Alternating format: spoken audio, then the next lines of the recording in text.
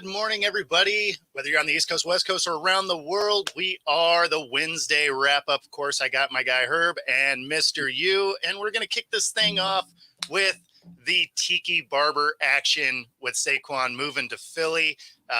You're wearing your Giants hat, so we got to kick the show off with this. And made you a little graphic behind me here, just, to really kick this segment off. Oh my God. But I feel like it was interesting that Tiki came out the way he did. It seems like he wasn't watching the situation with Saquon, because I feel like the Giants had been kind of doing him dirty the last 2 years, right? Not getting him signed, just kind of kicking it down the road, giving him, basically the tag that they guaranteed, right? I mean, they tagged him and then they just guaranteed some money to try and make it not hurt so much. And then they didn't really do anything for him this year. So I feel like there is an element of him just trying to stick it to him a little bit going within the division, but he also gets to go to a better team. So, I feel like it was also a smart move, but then he gets to be like, hey, you guys messed up. And so for Tiki to come out and say, oh, you're dead to me, and all of this was, it was hilarious to me. Well, I'm not quite sure I'm laughing in the same way you are. There's a lot of layers to this part. One, Tiki has a little bit of a history that we got to talk about. I mean, everybody, some people are saying that he's the greatest running back of all times. I'm like, okay, you got the right to your opinion, but I feel like in some ways he not only quit on our team at its most crucial time, but then he tried to verbally gut us out, after he was, while he was still on the team, and we were trying to go through those rough early Eli Manning years, So his words don't hold a whole lot of credence for me, but at the same time, the whole thing between him and Saquon, it sounded like he was tongue-in-cheek at first, but I'm not quite sure about the whole dead to us thing. I get where that's coming from, because you don't go to a rival team. It's kind of an unspoken rule. So when you do that, it kind of sends a message that you want to either stick it to us or you were never really with us in the first place. And the loyalty you said you had, you never really had. So I'm not quite sure where Saquon falls in that category, but the money that he's been offered is definitely way better than what that I think the 2 years and $23 million that we offered him that he declined to accept. So honestly, I ain't gonna cry about it, because I'm not really a favorite player follower. That's not really my style. I'm a team guy. So if you lead the team, it's like, okay, I'll watch you and I'll hope the best for you. Hope you don't tear ACL, but I ain't gonna be. You're not riding with him. No, I got you. I'm not really doing that kind of stuff. So I watched. So because of that, I watch games and I watch games differently than most fans do. I'm looking at what's actually happening, not what I want to happen in my imaginary dreamland that I live in. What's actually happening. Yeah, he's a boomer bust guy. Barkley always has been that. I got concerned about his injury history. I got concerned about how he handles the ball, especially on 10 yards, a 10-yard one play or more. The ball becomes available for people to knock it out, and it happens to him a lot. As I recall, Tiki fumbled quite a bit too. Oh, without question. A lot in crucial times as well. But so I mean, I think that we can survive. I'm not saying Singletary is the appropriate response, but he had about 6 yards less than what Saquon had. So we're not going to be hurting in that regard. I think he did really well and took Damian Pierce's job in Houston. So I like what we did with that, at least for starters. But you don't go to the Eagles if you are Big Blue for life. You just don't do that. It's send a message that you either don't care or you want that money real bad and you didn't care the backlash you'd have from making a move like that. But I mean, I feel like this is more of a you guys didn't want me 2 years in a row. Cool. Here we go. And I mean, honestly, I don't know about that. We didn't want him. I think they're trying to play the market, man. I mean, yeah, but that's not gonna make a guy feel wanted. That's what he's saying. No. That's what I'm saying. I know that, but but think about it. If it was your pocket, it's easy for us to sit here and tell a billionaire how to spend their money. But that money that the Eagles gave him. What are you talking about? That's exactly what we do. Is we tell all these teams how to I know, spend their money. I know we do it, but let's not make it sound like it's can't talk in absolutes. But I would have gave him that contract, not that. I probably would. I would have done better than the 2 years, $23 million I would offer, but not that amount. I would have did that for somebody who has an injury history, who don't play 16, 17 games consistently every year. I'm not doing that. So I do think he has a chance to be healthier this year, similar to like what CMC did, only because the line is going to be a lot better without Kelsey. Okay, the line's still going to be better. It's still going to be better than what the Giants had. Period. Though. So we're at the bottom. So anything is better. That's what I'm saying. That's what you arguing his point for him. So, I'll say this about the Tiki Barber situation. When I first heard the comments, I was like, right on. I don't even understand what the backlash is. So like on our show last night, when we were mentioning a certain player that transferred from us, we didn't even mention his name. I actually said I can't remember what the guy's name was. So like I had no problem with the comments. I was like, and it's not even that he went to the Eagles. Like to me, it's like if you sign somewhere, if you get traded, hey man, I got love for you. Like it obviously doesn't happen for the college situation, but NFL, if you get traded away, I'm like, okay, I still got love for you. That wouldn't on you. Sure. You sign as a free agent somewhere else. Yeah. I'm like, I don't remember that guy's name. Who was he? Whatever. So I had no problem with the comments. And then especially if you go to a hated rival, like I doubled down on it. So I just didn't even think it was that big a deal until all the firing back and forth. So I mean, I get Saquon's part of it, but if I'm Tiki, a Giant for life, that's you're gonna get that from me. Tune in on Tuesdays. You'll see.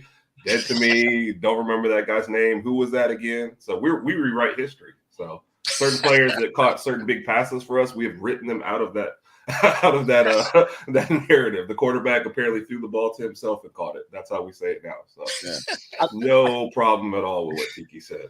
I'm really starting to wonder if people can talk to each other without drudging up everything that they've ever done in life. Yeah.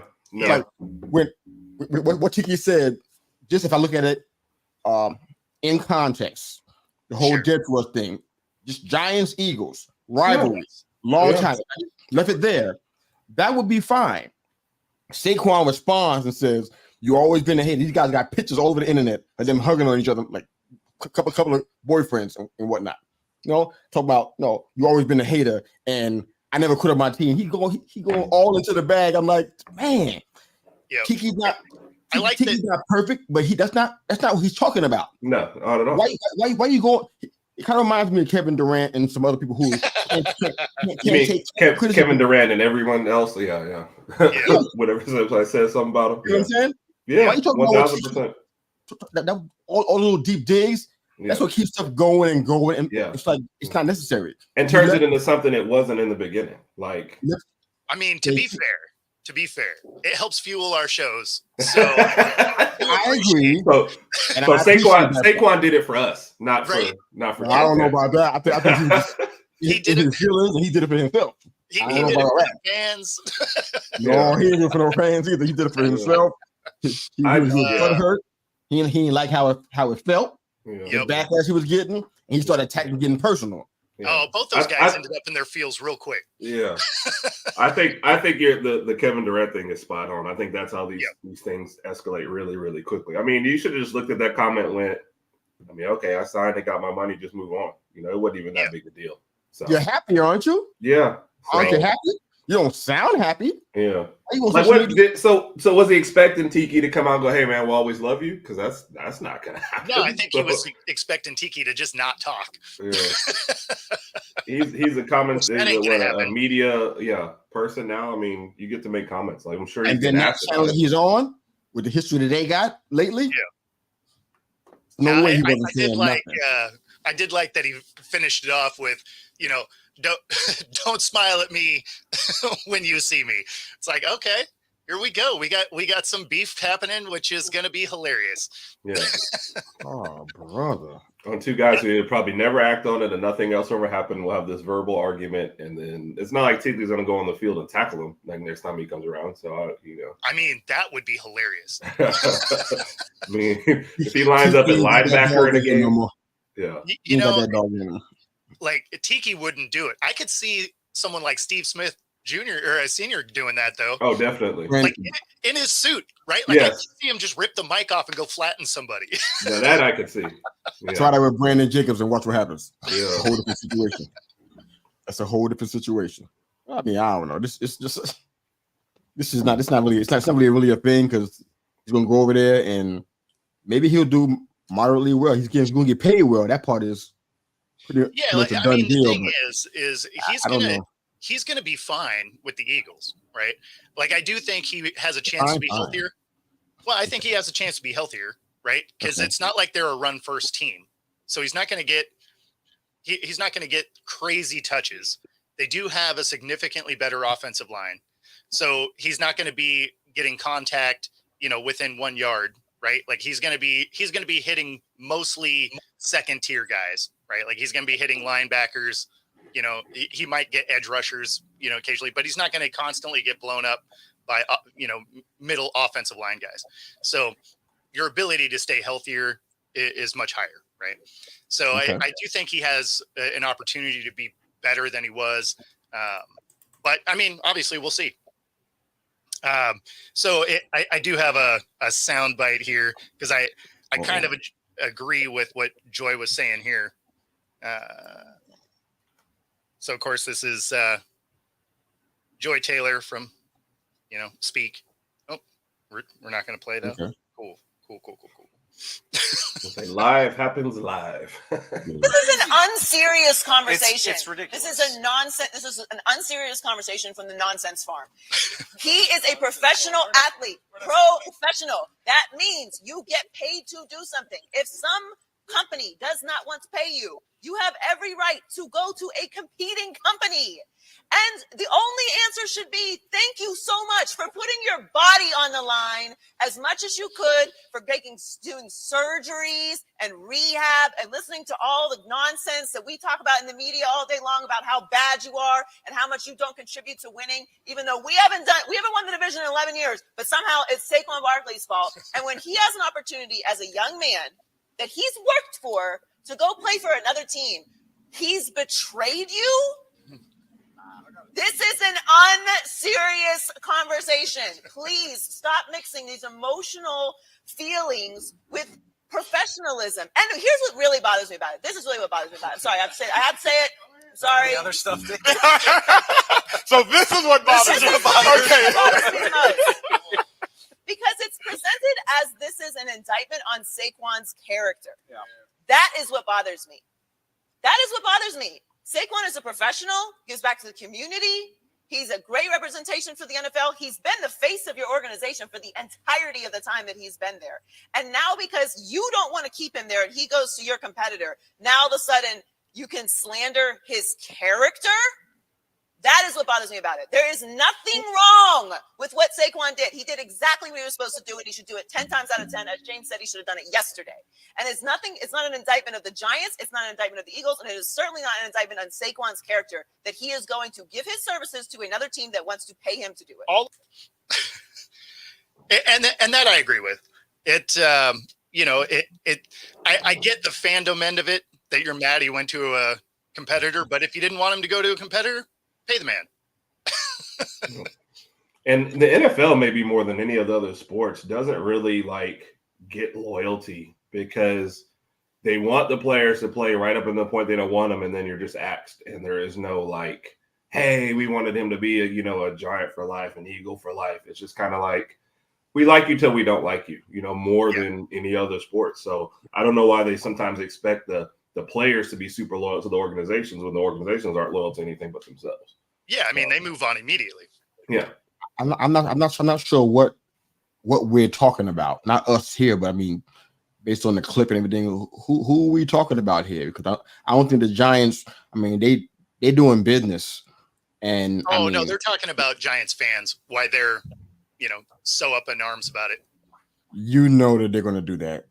No, of course. Especially Giants fans. They're gonna say, "Oh, you left us and you sold out."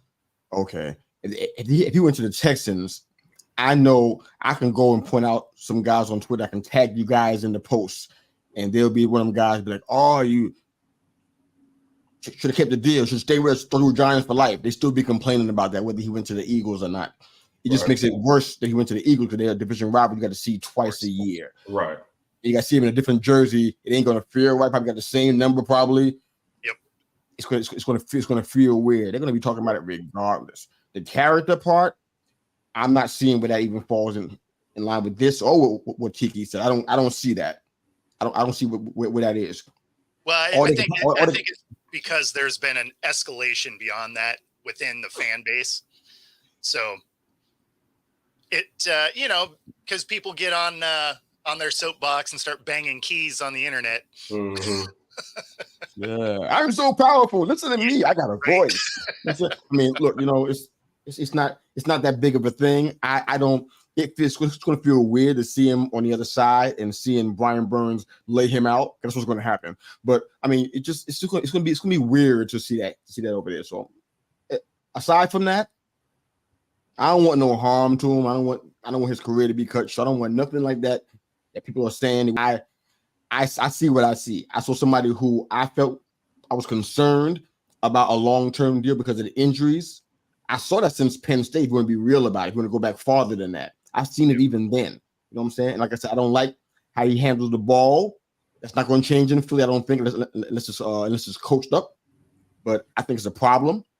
Aside from that, he's a boom or bust player, and when he's open, he's hitting. It's a beautiful thing to see. Mm-hmm. When he's running in the walls, it's an ugly thing to see. So, like you said, it's probably better over there because the line is going to be at least somewhat better. But with Kelsey out, I don't know what's going to happen there. But I forget the guy's name, but they kind of had an heir apparent behind him anyway. Mm-hmm. So I mean, they're going to be okay at center. For the life of me, I can't remember his name offhand now. But I saw it this morning, but I don't know where I saw it.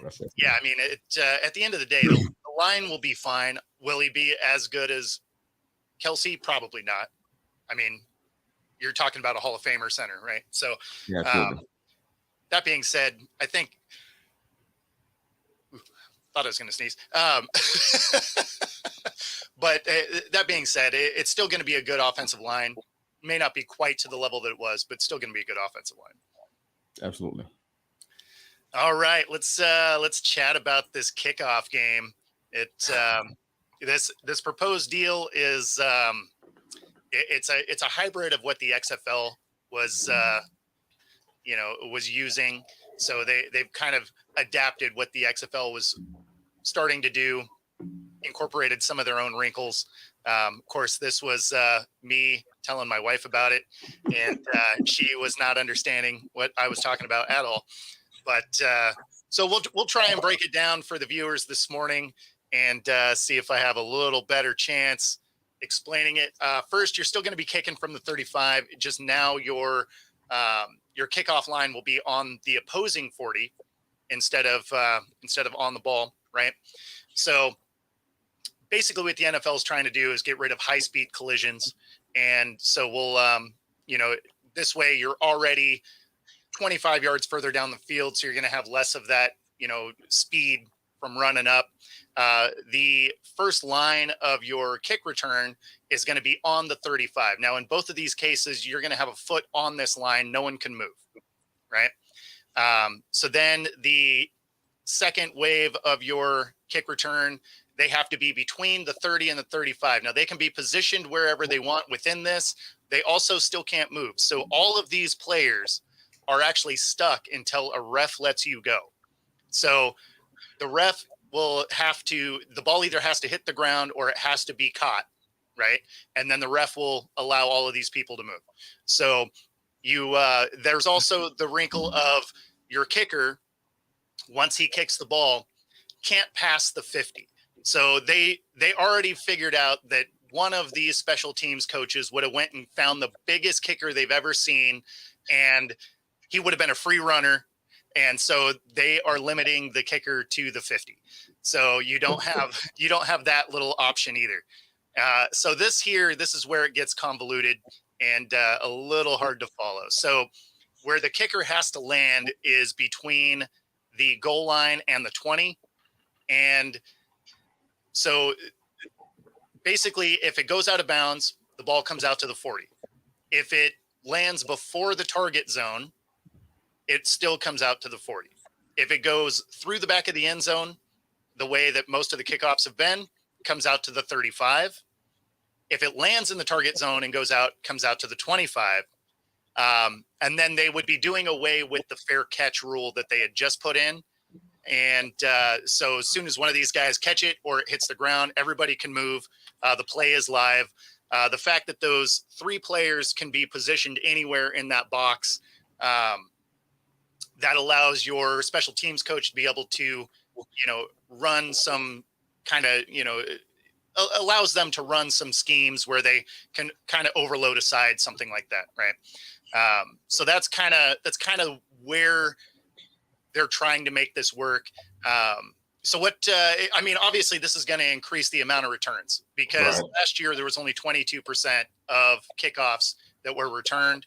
And of course we'll talk about the onside kick as well, but only 5% of those got completed. So, but yeah, what do you guys think of this new rule? I mean, obviously they've been mostly getting rid of the kicking game. So at least this would bring the kicking game back. Yeah. I feel like they're going to have a ref that just knows the kickoff rules, and that's his only job for the whole game is to come out and organize and arrange this. And you see a lot more kickoff reviews because I just feel like this is one of those things is going to add to some little ticky-tack stuff like, okay, the second line left at this point, or there was somebody not on there. So I think this is one of those maybe you probably wish you had more preseason games to run through this kind of thing because I could see the first 4 or 5 games of this being a mess. But you're going to have a couple teams that jump on this quickly. And I feel like the separation between you'll have some great kickoff return teams who have mastered it and some sloppiness on the other end where people are still have no going on. So it's really early to digest, I guess. But I think you're going to see very quickly if something like this gets adopted, who's ahead of the game, who's spending some time on it, and who thinks, oh, let's just kick off, so I'm not going to worry about it, and is going to lose a significant portion of their game. So I think if they do adopt it, the teams need to jump on it immediately. Yeah, there is a lot to digest. It is. I mean, all the different lines, man. Even looking through it last night, I'm like, I'm educated and I feel like I'm smart. I'm looking just There's a lot going on here. But I think the one thing to Herb's point that I think is going to be good here is those kickers are people's t-shirts as well. The sales are going to go up on those. They're going to go up exponentially because now kickers are going to be much more involved in the game plan than they ever were before. And then on top of that, I think they're going to emphasize a lot more of a skill set and accuracy. Yep. It's going to be, not saying that they emphasized it before, but now, based on this target zone, we're going to emphasize it even more now because it makes a difference in where that ball ends up on the corresponding play. It's it's not the 25, talk about the 40. We're in a whole different world. And now you're talking about being in field position. A good kicker, a really good one, can kick it from the 40, a field goal. That's the line of demarcation is a lot less blurry now. It's wow. So the kickers have to really be accurate and have a strong skill set, and that's good because they're involved in the game, and they should be. They're important part of the game. People win Super Bowls off of their kicker's foot, so it does make a difference. But now it's going to be emphasized a lot more. So, well, it makes you wonder. A lot of times your kickoff guy is your field goal kicker, right? Mm-hmm. It makes you wonder now that they have to hit a target on the field if it's going to be more punters, right? Yeah. Because they're the ones that have been trying to, master coffin corners. Not that that's really a thing anymore, but they tend to have more of a skill set for dropping it into a certain spot on the field as opposed to, just bang it out the back of the end zone. Yeah. So And to that point, I think you're going to see a lot more play calls, on this. Like, hey, on this kick, like number 2, all right, Raymond for this side. All right, number 1, Raymond. You know what I mean? Like just stuff like that. To your point, I think there'll be a lot more strategy on the kickoff. It's not just, hey, go kick it out and let's just move on. Now it's like, hey, we see the way they're lined up. We see how we're lined up. This is what we're going for on this kick, And that's what I like about it, right? Now, obviously, I liked the original, running, start, go blast somebody. Like I liked that. As a player, I liked that. But this kind of checks all the boxes for the NFL. It keeps people safe because you're not going to have the high-speed collisions. You're 5 yards off the guys, right? And you still get a higher level of, a higher frequency of returns, right? So you're going to see it go from 22% to probably 50% of them get returned, right? Or more. So I like that they are doing some of that. You might also see a lot more breakaways as far as, big returns, because everybody's so close to where the guy is receiving the ball, right? So now if somebody breaks contain right away, there's nobody in that second level because everybody's already down the field. So, I mean, you have the potential of some pretty big returns if you can get through that initial lineup. Yeah. And then on the special team side, on the return guys, because they have those 3 guys they can move around, it does allow you to have some strategy as a coach. Yeah, this is crazy. It made me think about the Super Bowl. I think I saw a stat that they had like 13 kickoffs and none of them were returned. Yeah. Yeah. I wonder if you guys even thought about that. Like, did it matter to you that there was no kickoffs returned? Did it impact anything for you? If it did, then you're gonna hate this rule. But if it didn't, it's like, okay, cool. It doesn't affect anything that I want to see from the game. I think Ray Guy lives. Ray Guy has come back to life in this. Well, I mean, I think if you like the kickoff, you're gonna like this rule because special teams gets involved again. Exactly. I don't like that they were getting away from the third phase of the game. When you think of so many games that were won off of a kickoff, a Devin Hester, right, or a Leon Washington, or any of those kind of guys, or like for the Seahawks Super Bowl beatdown on the Broncos, right? Like coming into that second half, you saw the Broncos come out and they looked like they were like, okay, here we go. We're down, but we got the second half. We're the most highest scoring offense, whatever. And then Percy Harvin runs that one to the house and you watch that entire sideline deflate. If that return game wasn't there, that Super Bowl might've been very different. Might have not been so lopsided. So it's an important piece of the game. So I like that they're trying to get it back into the game because so many games have been swayed on special teams that I don't like that it's gone away. I agree. I'd rather have it back in the game. I think I didn't notice in the Super Bowl because I've just gotten used to kickoffs getting out of it. So now I'm just like, it doesn't matter anymore. It's basically like somebody scores, let's go to commercial, kickoff, let's go back to commercial. That's what I think of when I think of the kickoffs these days versus here's an actual integral part of the game. So I think it'll be interesting. There's so many, just gotta kind of go back and find some of those, but there's so many plays been off kickoffs with that big return. It turned everything upside down. Had the fans going, even on your side of the TV set, you were like pumped. It was like kind of unexpected. You didn't think he'd break away, and I don't want to lose that element of it. Hopefully that's not what's going to happen here, but I hope it doesn't happen here. That's an important part of this game too. It's part of the excitement. It's part of why fans love the game and those big breakaways. I want somebody cracking heads. I don't really care for that, but it's just this is hope this rule doesn't kill that kind of excitement because we need that as much as possible. Like under these rules, like does Devin Hester make the Hall of Fame? Like he doesn't, right? Under the current landscape. Oh, in the current? No, because he wouldn't have even got the opportunities. Right. So you're talking about a huge thing, the way they've gone. So I like the fact that they're at least trying to move back to that. I want to know what guy Ray Guy might love it though.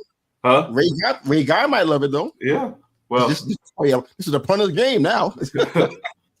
I want to know who proposed this. Like who sat down and thought out like each little part of this and presented it to somebody else who went, yeah, I like that versus because if I was the second person and one of you guys presented, I'd go, what? I feel like this was probably it was demonstrated like a bunch of times. It starts with the word. The report starts with the word concussion. That's where it started. Everything else came after that. It started with concussion. You can believe that's where it started from. No, this was 100% don't get people hurt. But at the same time, like the first person that drew it up on the board, I'm pretty sure the next meeting they're like, so what? Yeah, that would have been me. Like, hey, I have so many questions. Yeah, no, and that's why I've run through this on a couple of different shows because it's like I know it's coming, right? Because the XFL did run it, so I would bet money that we see this formation in preseason. Now, whether or not it carries into the regular season, who knows? It'll probably have to do with execution during the preseason on whether or not it carries into the regular season. But I would bet that we're going to see some of this. But yeah, I mean, I'm excited to get some of the special teams back in it. And, maybe you do end up with some more explosive returns because of how close everybody is. So, yeah, I don't know. It'll be fun to watch. It's certainly going to be more interesting than how strong the legs are on the kickers now. Where from the 35, they're banging it through the uprights. So, I mean, I don't want it to be the dead play that it is. We'll put it that way. I agree. Gotcha. I agree. All right. So let's do our commercial break, and then we will do the onside kick rule on the other side.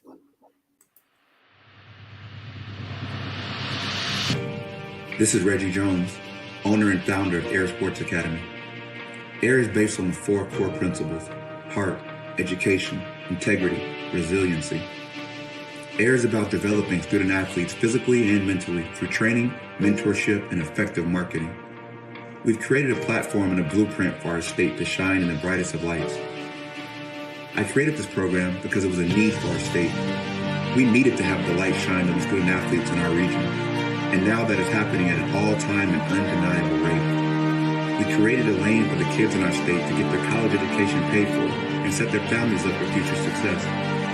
We created an environment where serious athletes can now come compete fearlessly. We've achieved this through our variety of elite programs. Our 6-month off-season program, where first-year starters or seasoned vets can all come develop. Our 5-on-5 program, which is all about our line. Our youth tackle program, which is the first and only youth tackle team from the state of Washington to ever win a major national championship. Our 7-on-7 program, which is ranked top 10 in the country every year. Our high school 11-on-11 club tackle program, which creates a unique and much needed opportunity for our kids. Our college prep program, which allows our graduates to come back from college and prepare for the upcoming season. Our track and field program, which creates an opportunity for our young air boys and air girls to continue to get faster. When you're a national program, you receive national respect, which is why when you look at recruiting boards and top player lists from around the country, you'll always find players from Air on those lists. Which is why college coaches from some of the most prestigious schools around the country come into our facility to recruit our players. The Penn State, Alabama, Oregon, Stanford, Florida State, the list goes on.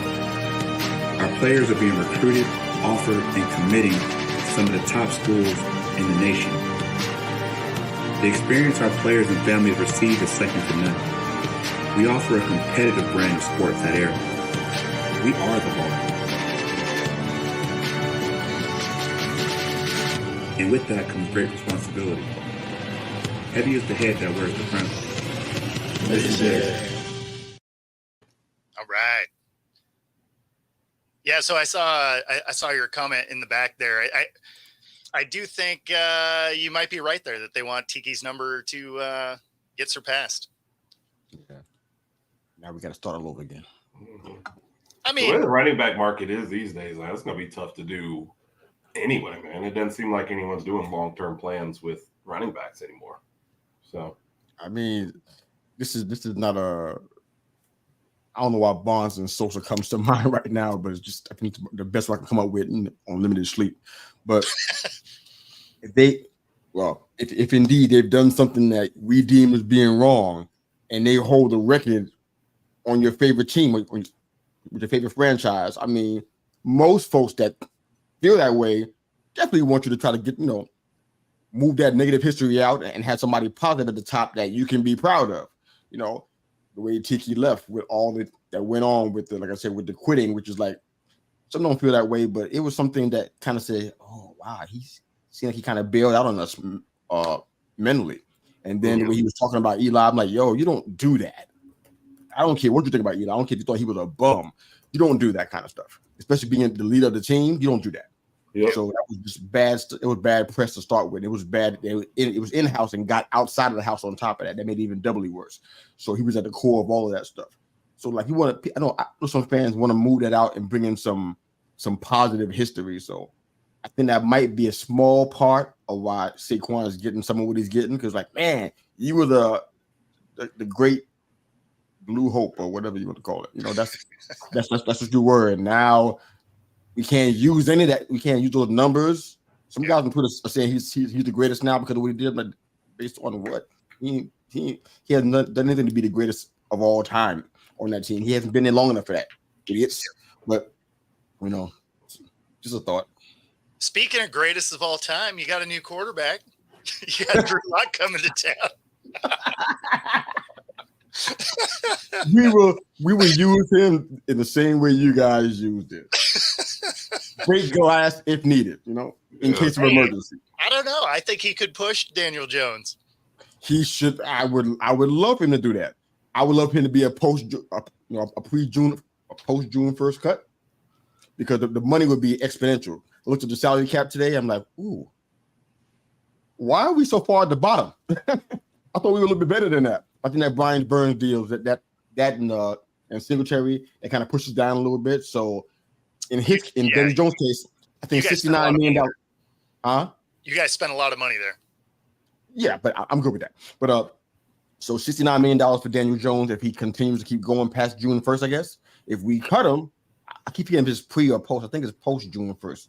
I keep getting mixed up. Either way, though, it'd be down to $47 million that we'd owe him. So I'm pretty sure that's what's going to end up happening to him. So whether he's fully good with his ACL or whatever, I think he's going to be a cut, and Drew Lock is going to get a little bit of action. Of course, along with whoever else comes in through the draft, which I still think may potentially happen. Not quite sure though, but yeah, I'll take Mr. Lock. I'm good with that. It could have been worse. Could have been Jameis. I mean, he's not terrible. There is that. I mean, he did play some. Except y'all win games, so. Yeah, I mean, it's funny because he is one of those guys that he's kind of fun to watch, but he's gonna make those mistakes. Like he's gonna throw some picks.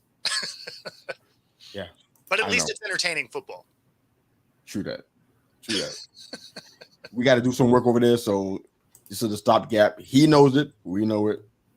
We just see what happens. But what's happening, Raj? In the future, I don't know. Morning, Rajo. Oh, I don't know that I would go as far as saying he's the quarterback of the future or anything crazy like that. But I think I think he could do what Daniel Jones has done. God, I hope so. Right? I hope so. Oh man, horrible. But yeah, but we'll see what. Good stuff. All right, let's talk about this onside kick rule. So basically, it's going to be where you kick from now. Actually, I put the X's on the wrong line there, but I just didn't go back and change it. But so they're still going to be lined up with your kicker. But what they are going to do is they're going to make it so that you can overload a side again. So you can run a 6-4 front. Because onside kicks only made it 5% of the time last year, this should enable them to a little bit better luck. The only thing that's kind of terrible about this rule is because of the other kick rule they're trying to implement at the same time, you have to declare that you're doing an onside kick, right? So there will be no more surprise onside kicks. And then you're only allowed to do an onside kick if you are behind in the fourth quarter. So I'm not a big fan of that. Now, obviously, if there's no surprise, you're probably not doing it really any other time.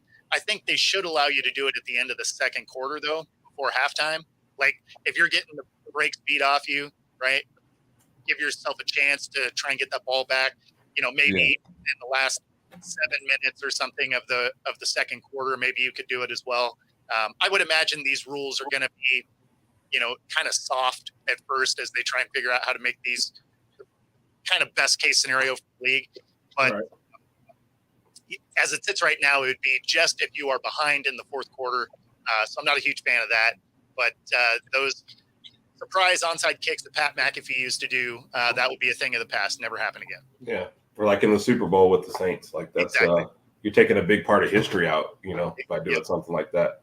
And then I like, what you're kind of saying. I'd even expand. I mean, if I'm getting the brakes beat off me in the third quarter, you're going to tell me I have to wait and maybe get the beat off a little bit more before in the fourth I try any kind of, it's just like, I don't know, when you're losing, especially by a significant margin, all rules should be out the window. Like, what do you have to do to try to get back in this? And even if that's the thing is if you got to declare anyway, it's no different than kicking a field goal or a 2-point conversion. Like you got to declare at the time, right? Yeah. So why not just do that at any point in the game? Yeah.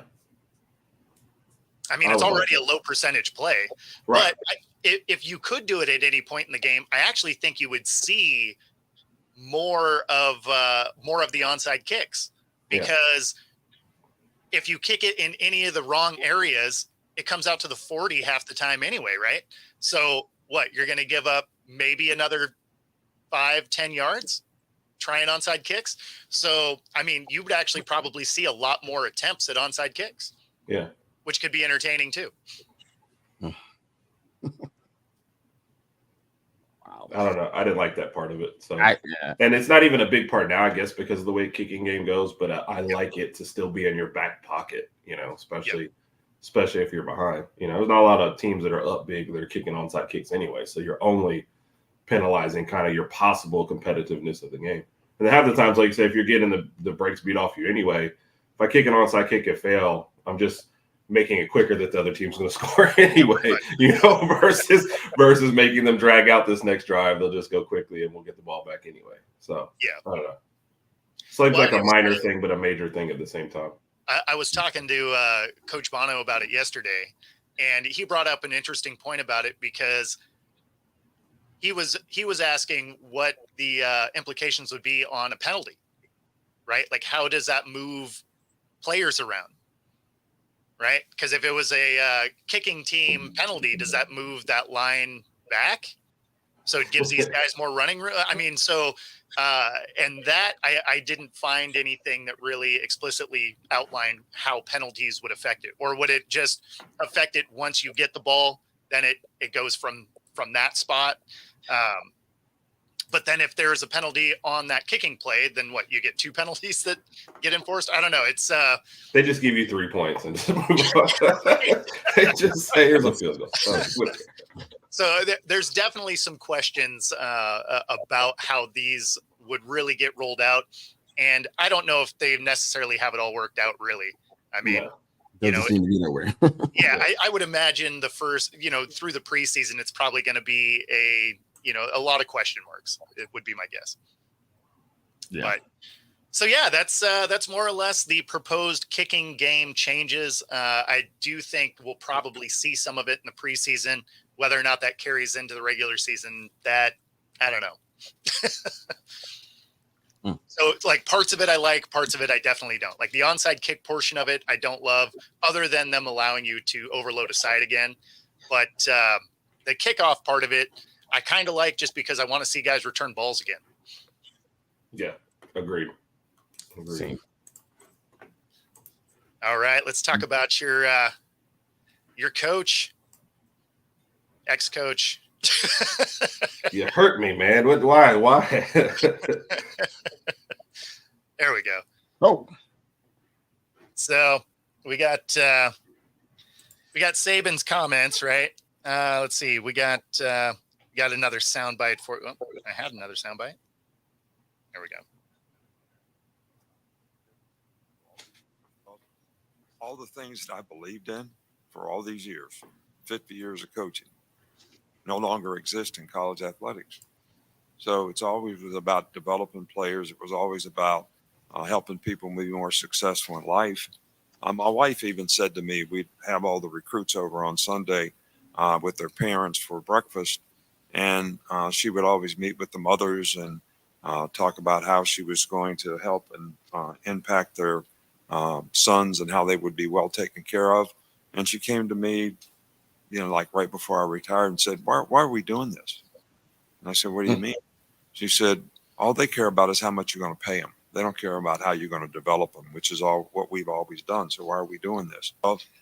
All the things that and it's funny because there's been a lot of backlash, right, for some of his comments. A lot of people are like, you've made a ton of money on the backs of these kids and all of that. And I feel like they're kind of missing his point. I think that it's more about a mindset that he's talking about, as opposed to, I don't think kids should earn money, right? Like, I don't think that's really where he was going with that. I think it's more of a, they don't have the mindset of getting better and, being coached up and all of that. So I think it's more of that mindset change than anything else. And of course, you have the comments here, after the Rose Bowl loss, what assurances that I'm going to play, how much are you going to pay me? And he's saying that his style of coaching, maybe it doesn't work anymore. And that, not that it's bad, right, that they want to get paid. So it's not, I don't know. Like, I get that the players want to get paid. I feel like they should get paid. Right. No question. I mean, it's professional sports, has been forever. But at the same time, I get what he's saying, just mindset. The kids aren't necessarily trying to get better. And some of them maybe understand the fact that they're not moving on to the next level and they want to get paid today, which also makes a ton of sense.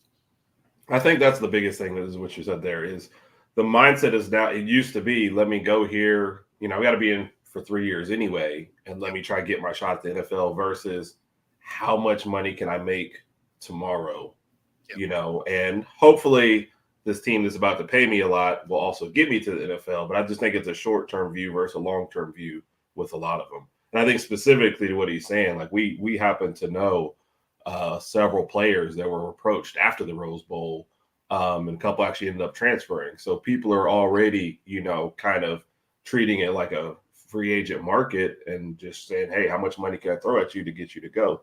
And so I think that's all he meant. It's funny that the backlash is coming from people who probably agree with a lot of that when they see the player movement, they see them just going for the dollar. So no, I mean, do I understand you chasing the money? Yes. But your mindset of, I'm just going to transfer and get more money each year is just not going to serve you well in the long term. And I think that's part of what he's getting at there. I mean, I do think it actually hurts your chances to get to the NFL if you're moving around like that, because you're just not going to amass stats, right? Yeah. I mean, you're going to be bouncing around. Now, maybe your NIL does work out for you and you get paid well, but I do think it probably hurts you long term. Not so much for the elite people, right? Those guys are mostly staying on the same team anyway. Right. It's going to be those kind of bubble guys, those fringe guys that maybe a late round or an undrafted free agent kind of level of player. If they're bouncing around trying to get playing time, which on its face sounds good, but if you're transferring a bunch of times, you're going to have just some really disjointed film, and you're probably not going to put up stats that you would have had you stayed somewhere, because you're going to be in a different system all the time. You're not going to have the chemistry with the team. Do you get some money today? Sure. Does it potentially, cripple your ability to get it later? It could. Yeah. And that's what I said. Plus, you're also giving like 19 to 20-year-olds, millions of dollars. And you're thinking, hey, if you do mess up your NFL shot, like, you're not going to have any of that money. I mean, I'm sorry. Yep. Me at 46 is terrible with money. I don't know about 19 to 20. Like, that's not getting me through the year. So, yeah. No, I'd have done dumb stuff too. I would not have been smart with that kind of cash. I'm feeling it, man. I'm feeling what Coach Saban is talking about. It's like I'm an advocate, like you are, that the players should get played. I mean, NCAA been rocking their image and likeness for a long time. Right. I can't see how much money they've been making off it. Like, it's kind of hard to even fathom the amount of EA dollars Sports that alone. they got. Yeah, I know it's been going on, but my feelings about the NIL, you kind of know how I feel about it. I feel like it's kind of a revolving door, but not in a good way. Right. It could be used for good, but it has to have some kind of limitations on it. And right now, it doesn't seem to really have that. A lot of constant movement, and of course, like you guys both stated, lack of growth. I mean, in the basic sense, the plant can't produce any fruits if you keep on moving it and uprooting it. It's not going to happen. Yeah. It's going to end up dying. And that's kind of what's happening with this. We got babies with bankrolls right now, just giving these kids money, and they bounce it around. And they don't know what it means to have loyalty. Don't mean to have adversity in life and overcome it. It's going to happen in the NFL. It'd be good for you to be prepared for it before that happens. Like Well, I mean, on the loyalty end of it, that's where some of the argument has come up is, the coaches can leave whenever they want, right? So it's not like there's loyalty there. If they got a NFL job offered to them, they're out, right? So, and then once you get to the NFL, there's no loyalty from the team side. Okay. Right. They're going to pay you as little as they can. And if they got to move you, they will. So some of the outrage for it is they want the player to be loyal, but they don't, when it comes to the business or when it comes to the team side, it's business. Right. I ain't against that, but hopefully I'm not, seeing anything out of turn here, but it's like if a coach, say for instance, what's the guy's name? Lane Kiffin. Let's use him as an example. Say he went to Alabama, right? Sure. Stayed there for 3 games. Went to Michigan for about 6 games. Then went back to UCLA. How would you feel about him as a coach, as a person, character-wise? You probably wouldn't like that. So I'm just talking about, players bouncing around when it suits them. Yeah. Looking for the easiest path to quote unquote the top, because some players, not all of them, but maybe the fringe guys you were talking about earlier, Bo, maybe that's what they're doing, trying to find the easiest path to the top. There's a couple of guys from Michigan. I'm going to be real about it.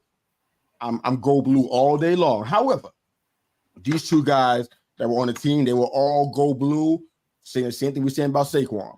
Go blue all day long. That's Cade McNamara and Eric All. Eric All didn't. I'm gonna leave Eric All. I can't validate that. But McNamara, he was that dude. Go blue all day. Blah blah blah blah. When he had competition at Michigan for his spot, and even lost his spot based on the play on the field, he tried to find the easiest way out. So he went to Iowa because the road to a starting job was easier than the one where he was at. That's not the same thing to me as what we're talking about. Yeah, I don't feel like you can do that and still maintain your integrity and present yourself as if you are being quote unquote loyal. You know what I'm saying? Now he's over there, and now he may not have his starting job. Sure. So it's like it doesn't always work out well for you. So I want the idea that you could have that kind of a freedom to keep doing that, at least without limits. Because he could do it again and again and again and move somewhere else and move to 6 more teams. You can go to Rutgers and Indiana and everywhere without any kind of a limitation. That's my problem with it, but hope that makes sense. That's all we're trying to say. No, and I'm with you there. And something we've touched on before is I don't love the timing of it, right? Because the portal opens multiple times. Yep. So you can move before the spring games, you can move after the spring games, you can move in the first part of the season. Right. So, I mean, you can move around. I forget who it was, but a player did move around a couple of times in the same season. And so, I mean, it's just, I don't love that. Like at some point, I feel like you have to be locked in for at least that year, right? Like, okay, so maybe it opens again after the spring game, right? Like, okay, sure, right? Because that's still far enough ahead that you still have, preseason and, some sort of OTAs and stuff like that, right? So if you did have some transfers, you could get them up to speed for getting into the season. But the fact that you can transfer once the season starts, that's wild to me. Because I mean, as a coach, I can't imagine once the season gets going, you still have to recruit your own players. Like I don't love the look of that. Right. So I feel like once you get into, preseason type stuff, that should be it. You should be on that team. Yeah. And to your point, like with people say about the coaches, like I'm sure there's somebody who'll have an example, but I'm hard pressed to imagine a coach or remember a coach that 4 games into his season said, "All right, I'm accepting a job somewhere else." You know, like at least they're trying to figure out the season. And most of the times, if you're a coach and you're going for the job, it's definitely a promotion versus I just want to find an easier way to get to wherever I want to get to. You know, you're at least usually trying to jump up. But like you said, to that point, there's plenty of players who go ahead and take their NIL deals and take the money for the whole year. And then 4 games in, they've lost their starting job. Like think like a Kelly Bryant and say, okay, I'm going to enter the portal. You know, maybe I'm not in the portal right now technically, but I'm entering the portal as soon as I'm done with this team 4 games in. The coaches aren't doing that, you know? So it's like they're trying to, they use that as one of their arguments. We're trying to mirror the coaches being able to move, but the players have way more, you know. Well, and the thing with the coaches is they have the ability to move, but they don't. Like once the season gets going, unless they get fired, they're locked in. They're trying to win. Yeah. So that's a big difference. And of course, you know, Raj, this is exactly what we were talking about. Like moving around definitely can stunt your growth because you know you're going to be constantly learning new systems. There's no guarantee that you're going to be the starter wherever you're going anyway. And then even as the team of the one, you know, the team that's adding that player, right? So what Saban said, I think it hits me in a bit of a deeper way because I know I mentioned my grandson on the show, and I think he wasn't listening before, but now he heard his name involved in it, so now we'll see if I'm talking about him. But you know, but seriously though, he's playing middle school football, right? Okay. And venturing into high school football at some point pretty soon, right? And what I'm watching is what I'm concerned about. What I'm seeing is different than when it was when I was his age. It's different. I can tell you all the ways, but we had that kind of time. But it's different. The mentality is different. Guys want easy paths to starting jobs at his age. Guys think that they're gonna go to the NFL and be like Shador, and that's just what's gonna happen. It's gonna be a cakewalk to the NFL. They ain't got to do no real work.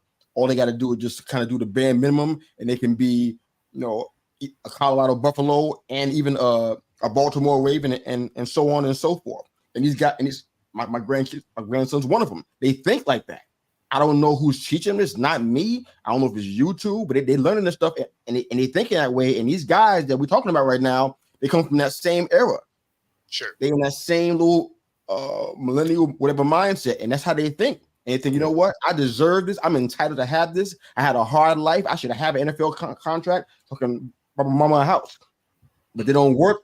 But they don't have the kind of work ethic that matches what they don't have the kind of character that matches what they say they want. They got a $10 mindset, $10 hour mindset, but they want $30 million a year. It's like it doesn't line up. So what Saban's talking about is true. If you don't, and Rod mentioned it as well, you got to develop these guys. Yeah. If you don't want to be developed, I don't know where you're going to go. We're going to have real success because you're going to be developed in the NFL. Either develop yourself out of the league, or you're going to be in Canada, or you ain't playing at all. You can be serving food somewhere instead of, you know, living your football dream out. So it's like there's so much problem with that concept. It's sad to me that Saban had to even say that, and his wife too had to even say that. And I feel like we ain't got time, but college coaches, man, I feel for them, especially the ones in his age bracket that have seen so much success by developing players and guys that are wearing gold jackets that harking back to these days when they learned from guys like Saban, and they say it's because of that I'm where I am. Now what they're going to say? Yeah. If you pick your program just based on the money and not based on the development, it's just not going to help you in the long run, you know. And the money that all of these guys are throwing at each other is probably so close. But if you're like, this guy offered me 1.2 and this one did 1.3, so I'm going to 1.3. Just trust me, in the long run, that was not. That's just, it's not going to be that big. So. Oh man. Gosh, I hope that's not true, brother. That is hilarious. That's not true. What about called the Herb and Raj podcast with no Raj? See, then it just becomes man. They got a guy in wrestling that when the guy's not there, they have a cardboard cutout and they walk around with him every day and speak to him. So you got options, but I just hope that's not what's happening here. Come on, man. Raj. Let everybody know where they can find you. Twitter, Herb and Raj, or Raj Herb, or the Herb and Raj podcast on Yahoo. Or YouTube, excuse me. Good Lord. Yahoo. Yeah. Wow. At Big Homie AOL, Mr. here we U, go. Yes. Big Homie We'll fire up my Mr. U, Hotmail. Twitter. That's funny, guys. You'll find me. Follow them and you'll find me. Whatever.